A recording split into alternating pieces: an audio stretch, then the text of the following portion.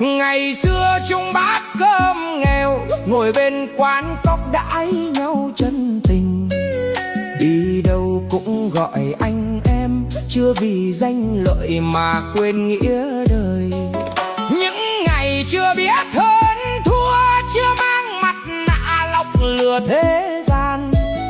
Một câu nghĩa nặng tình mang, cũng hơn trăm chỗ giàu sang lạnh lùng. Rồi khi cuộc sống xoay vòng, người lên xe đẹp kẻ không đồng nào.